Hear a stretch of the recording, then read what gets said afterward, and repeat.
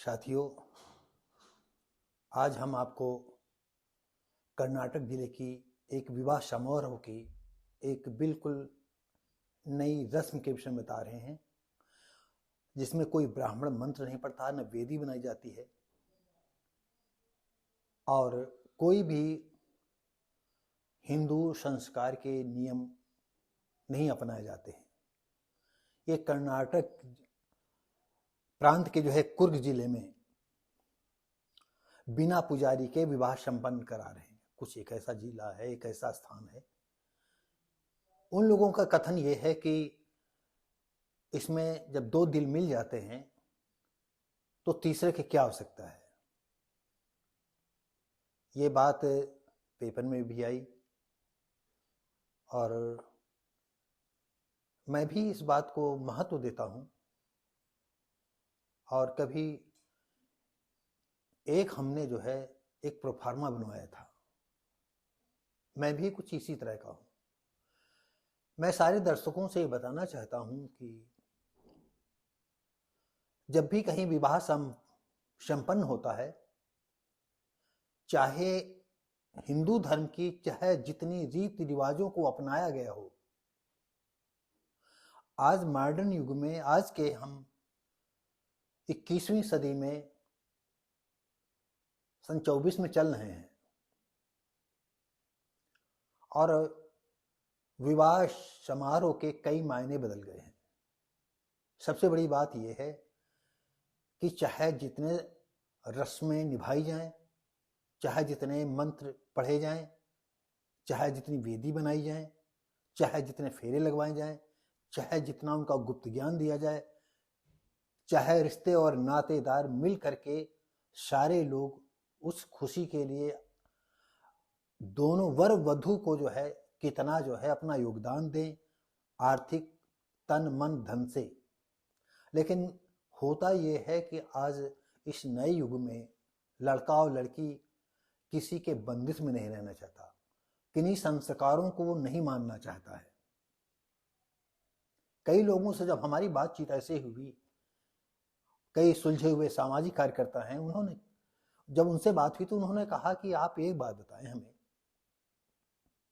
जब कोई मामला पति और पत्नी के बीच में बिगड़ जाता है या नव वधू और नव वर के बीच में मामला कोर्ट जाता है, तो उस समय कोर्ट में न पुजारी की डिमांड होती है, न गवाही आता है, न अग्नि फेरे के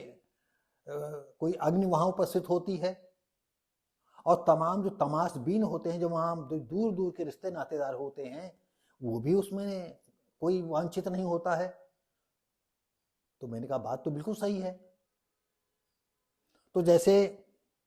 कुर्ग जिले की बात है कर्नाटक के, तो वहां पर बहुत साधारण समारोह में केले के पेड़ को काटा जाता है, बहुत सावधानी पूर्वक, शायद उससे मंडप बनाते होंगे। थोड़ा बहुत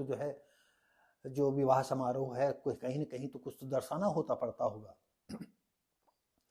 और जो लड़के की बहन है, वो घर से अपने थाली में कुछ सामग्री लाती है, जिसमें चावल वगैरह है या और अक्षत वगैरह है, जो भी है, और विवाह मंडप में आकर के और आपस में सब लोग मिलजुल करके एक दूसरे को जीवन भर की कसमें दिला देते हैं। और वहां के लोगों का भी कथन है कि जब दो दिल मिल रहे हैं तो तीसरे की इसमें क्या जरूरत है। और हमारे सारे दर्शक ही जानते हैं जब दो दिल मिलते हैं तो दुनिया की तीसरी ताकत उनको जुदा नहीं कर पाती है। जैसे प्रेमी प्रेमिका को आप देख रहे हो और बा जबरदस्ती इधर से उधर तमाम तरह की नौटंकी होती रहती है। और जब दो दिल नहीं मिलते हैं तो कोई ऐसी शक्ति नहीं है जो उनको मिलने के लिए मजबूर कर दे। अब शक्ति तो हमारे न्यायालय के पास होती है, कोर्ट के पास होती है, और उस कोर्ट में वर वधू के साथ ही वर के घर वाले होते हैं, माँ बाप, मामा मामी, चाचा चाची, खास ऐसे ही दूसरे पक्ष के होते हैं।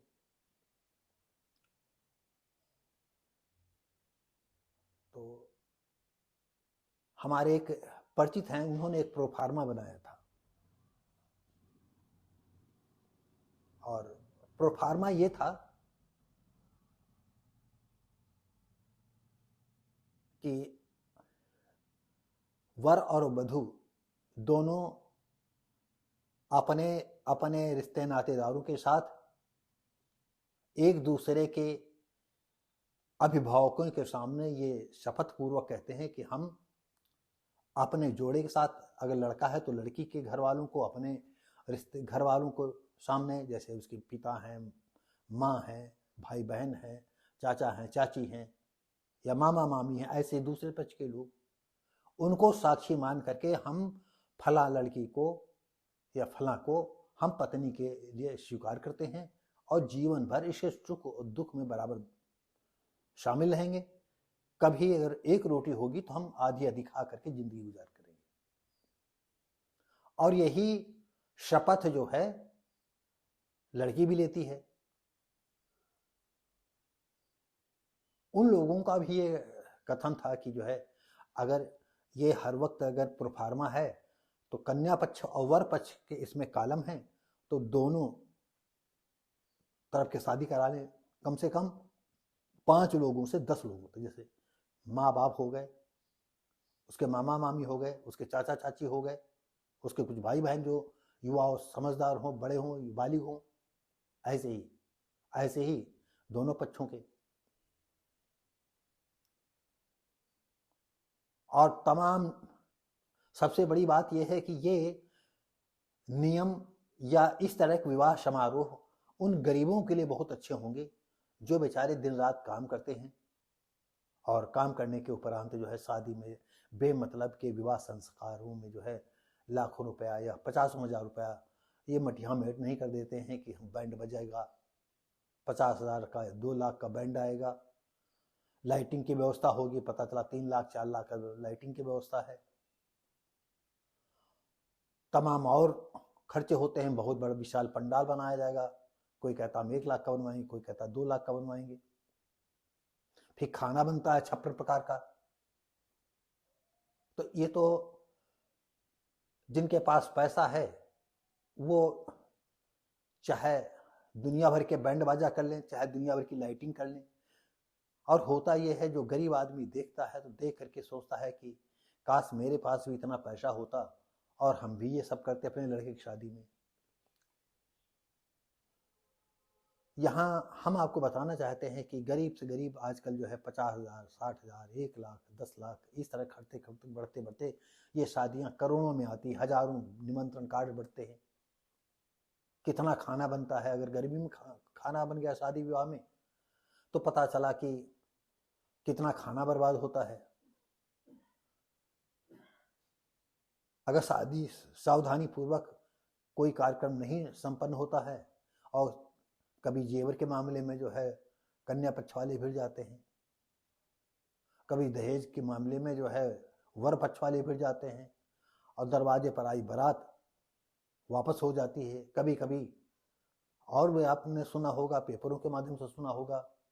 कि लड़का दारू पिए है और लड़की जैसे ही जयमाल होने को गया तो उसका पैर लड़खड़ाया और गिर पड़ा, और लड़की ने अपना जो है उग्र रूप दिखाया, कहा कि हम इस शराबी के साथ शादी नहीं करेंगे। या लड़का कभी लड़की से मिलाया नहीं गया, लड़का हैंडीक्राफ्ट है, पैर से लंगड़ाता है, उस पीरियड में भी लड़की को क्रोध आता है और लड़की संबंध तोड़ देती और किसी को समझाने पर नहीं आती है।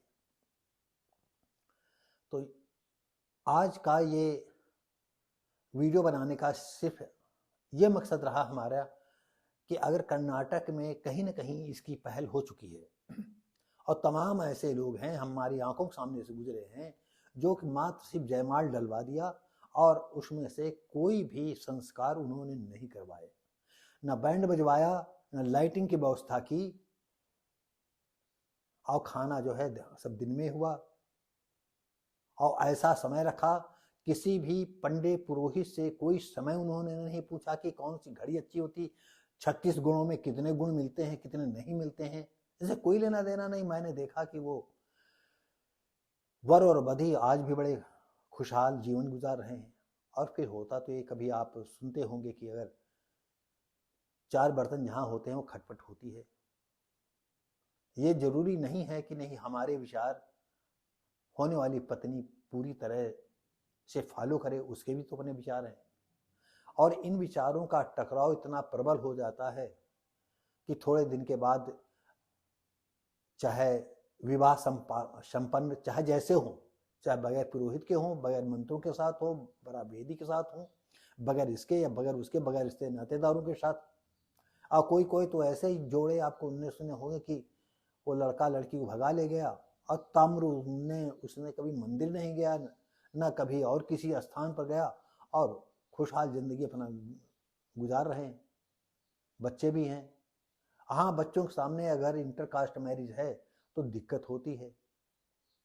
हम अच्छी तरह से कई लोगों को देखा कि जैसे लड़की है और दोनों की इंटरकास्ट मैरिज है, और ऐसी सिचुएशन में जो है वर पक्ष को जब ज्ञात होता है कि नहीं, हमारे जो से लड़की के संबंध की बात चली है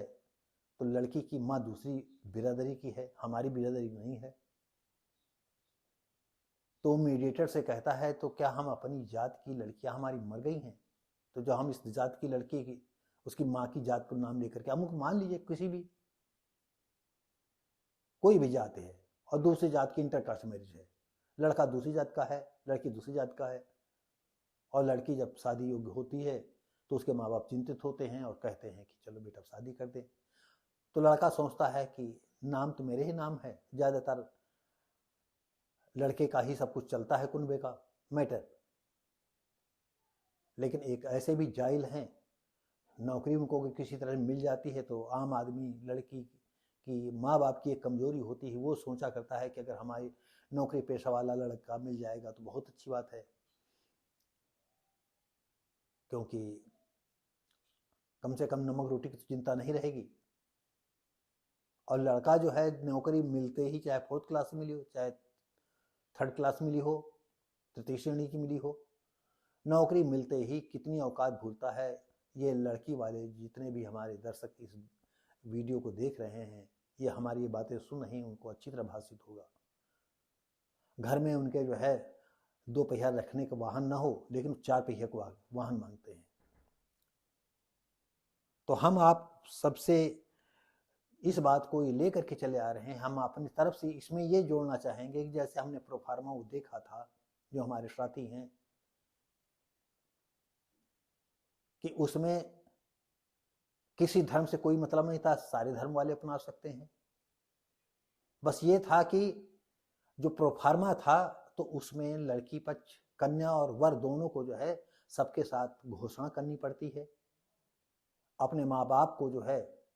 साक्षी मान करके वो घोषणा करते हैं रिश्ते नातेदारों के सामने, ऐसे दोनों पक्ष करते हैं कि हम एक दूसरे को जीवन भर साथ रहेंगे, एक दूसरे के जीवन में जीवन भर साथ रहेंगे और सुख दुख के बराबर के भागी होंगे। अगर एक रोटी होगी तो आधी आधी खाएंगे, और बगैर किसी के दबाव के हम दोनों लोग एक दूसरे के जीवन साथी बन रहे हैं, और ये शपथ पूर्वक कहते हैं कि आज के बाद ये हमारे पति होंगे, और लड़का कहता है आज के बाद हमारी पत्नी ये पत्नी होगी। और हम आप सबसे कह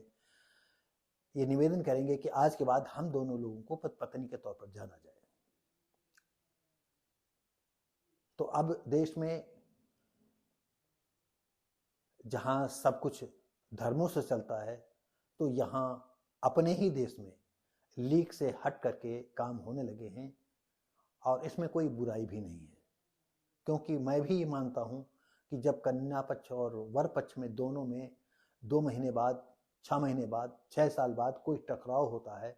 कभी तो छोटी छोटी बातों पर टकराव हो जाता है और मामला यहाँ तक बिगड़ जाता है कि उनका मैटर जो है कोर्ट फाइल हो जाता है, और उस पीरियड में न कोई मंत्र काम आते हैं, न पुरोहित काम आते हैं, न वेदी काम आते हैं, और दूर दराज के जो रिश्ते नातेदार हैं वो भी नजर नहीं आते। सिर्फ दोनों के जो है माँ बाप, भाई बहन, परिवार के ही लोग जो खास होते हैं वही उस पीरियड में आते हैं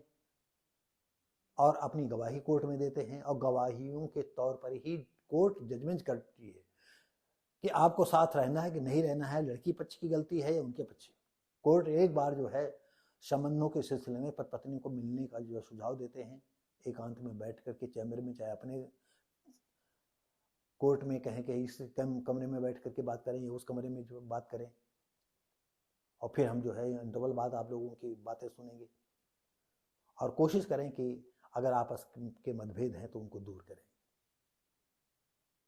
और होता है कि कुछ संबंध जो है पुनः जुड़ जाते हैं और कुछ संबंध एक दूसरे की तरफ हर वक्त वो 36 की तरह बने रहते हैं और वो मामला चलता नहीं है, और वही बातें जो है कोर्ट सामने बता देते हैं दोनों, नहीं हमारा इनसे नहीं चलेगा। दोनों पक्ष जब कबूल कर लिया तो कोर्ट ने उस बात की मोहर लगा दी, जजमेंट कर दिया कि आज के बाद इनका पति पत्नी का संबंध खत्म होता है और आज से ये अपनी अपनी गाड़ी अलग चलाएंगे, अपनी नई जिंदगी अपने ढंग से चलेंगे। तो साथियों, ये कहने का मतलब है कि अब ये अपने देश में ये पहल चल चुकी है। अगर हमारी भी राय इसमें शामिल है पूरी तौर से, और ये राय देश के गरीबों के लिए ज्यादा प्रमुख रखती है, क्योंकि गरीबों के लिए जो है